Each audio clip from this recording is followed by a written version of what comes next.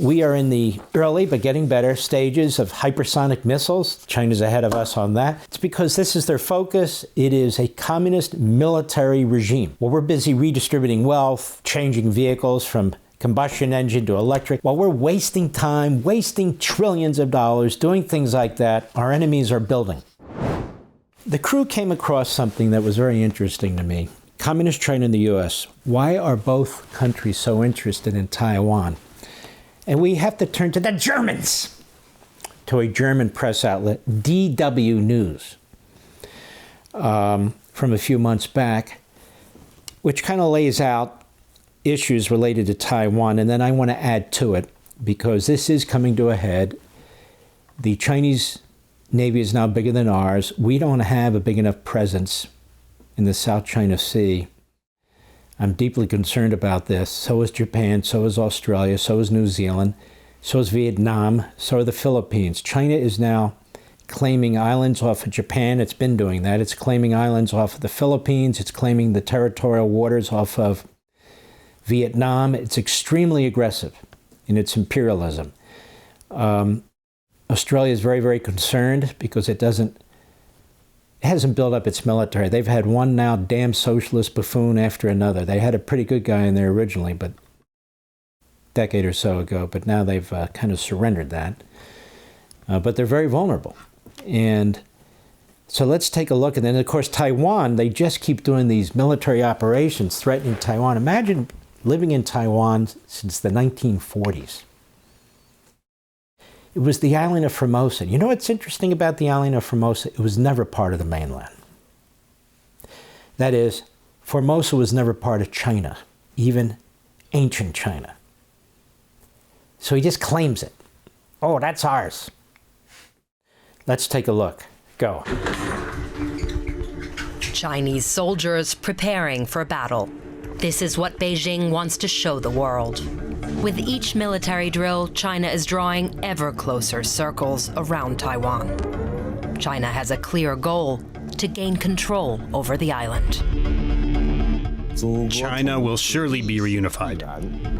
But why are these two superpowers so fixated on Taiwan? What's in it for China and the U.S.? It's Taiwan's location that makes it a geopolitical flashpoint. Taiwan has 23 million inhabitants, and its main island lies only 130 kilometers away from China's mainland. These tiny islands right off the coast are also under Taiwanese control. And Chinese military drills around the whole of Taiwan are getting bigger and more frequent. Let's go back to the map to understand why the U.S. and China can't quit Taiwan. In some ways, Taiwan's strategic importance is about 3 choke points around the island. To the west, there's the Taiwan Strait. It's a key trade route for both Beijing and Taiwan, and also for everybody else. Almost all the world's biggest container ships pass through here. To the north, the Miyako Strait. It runs between Taiwan and these Japanese islands. And in the south, the Bashi Strait. It runs between Taiwan and the Philippines.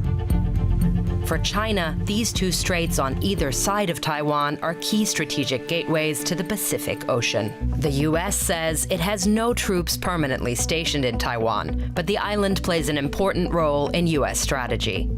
To understand why, let's look at the military bases in the region. Here are some of China's main naval bases close to its coast. And the U.S. has some of its key bases in South Korea, Japan, and the Philippines. If you connect the dots, you'll see the U.S. bases form a chain.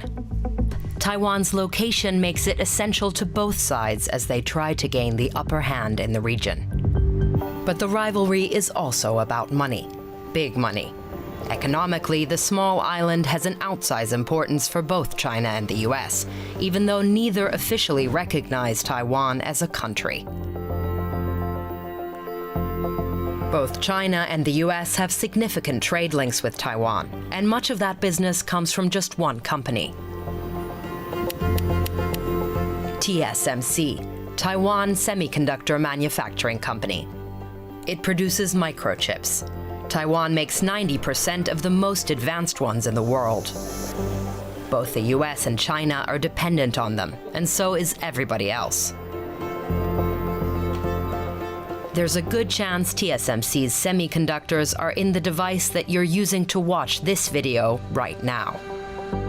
They're in new cars, fridges, and fighter jets. Everywhere. They're needed to develop new AI models. And U.S. leaders worry that losing Taiwan to China could permanently shift economic tides against them. Very, very good. Now, the next question is, what can we do about this? And with each passing year, less and less. They talked in this film about how we're building up our military presence there. We're also strengthening our alliances there, but we're not building it up to a point that they're going to be able to rebuff China. China's going to surround them. They're going to choke them off economically. This is my prediction as the first leg of their strategy. Surround them, choke them off, and then warn the United States or anybody else. You fly planes over there, you drop them anything, they'll shoot you out of the sky. I mean, they're right next to China, you can see. And then we'll see what happens there. And then they will bombard it, they will attack it. They're planning and planning and planning on this. Now, the Taiwanese are tough people. They have a strong little military, but nothing compared to what's being built to attack them. I've been saying for a long time we should have been flooding them with weapons, missile systems and so forth, because the only way a little country like that can actually have an impact in a war against a big, massive country like China. I mean, they have 1.5 billion people versus 23 million there. So they can just keep throwing people at it and throwing people at it, like they did in the Korean War, did the Chinese, is for Taiwan to be able to hit their major cities. And you see, and to create chaos, and to create threats against their own government. And those are the kinds of missiles and missile systems they need. Not just defensive, not just to hit the other side militarily, which is important. But I can tell you Taiwan's a tiny island, so they're going to hit their population centers. And so Taiwan needs to be able to hit Communist China's population centers, of which there are many. And that, to me, would be the strategy that Taiwan would want to use, because if it's all or nothing, it's all or nothing. And again, the goal is these dictators, these communist leaders, or these genocidal leaders. You saw what happened to Assad, you saw what happened to Gaddafi and so forth. Maybe their time hasn't come, but it could be that the time has come. I don't know. You even saw what happened to the Soviet Union. So in my view, they need to get the kind of armaments now that will enable them to hit their major cities. Now, here's the question. Donald Trump's been elected president of the United States, obviously. They didn't act while Biden was president, because they don't think they're in a position to do so. Why? Because their economy sucks right now, China's, but it'll be back. And so what happens if they do attack Taiwan when Donald Trump is president? I think they'll suffer economically in other ways too. And there will be some military reaction, but how much? So one of the things we must do in the new administration, whether people like it or not, whether there's waste or not, is build up the United States military. It has been undermined in the last 4 years. Our forces have been overstretched. We're not meeting our recruitment numbers because of the way they're doing the woke crap and the DEI junk and all the rest of it. We're not going to be able to rely on technology alone, because China has stolen a lot of our technology and is using a lot of our technology, even though we're still better than they are. Look at their numbers. And that's how they play this. They play it that we will have significant losses, meaning China, but we can handle them. We'll have more ships. They expect to have more tanks, more missiles, and so be it. And the other thing where they do have a big leg up on us, as do the Russians, but especially the Communist Chinese, is in outer space, is in satellite technology, in the sense of militarizing satellites. They have killer satellites. And their satellites can be programmed to slam into our satellites. They don't need to shoot anything. They just slam into them and destroy themselves and that satellite, or knock it off course, or do some damage to it. And then we're blind. Our entire GPS system relies on satellites. That's how they're thinking. That's why Donald Trump comes in and he says, we need a Space Force. We've got an Air Force, but we need a Space Force to deal with this.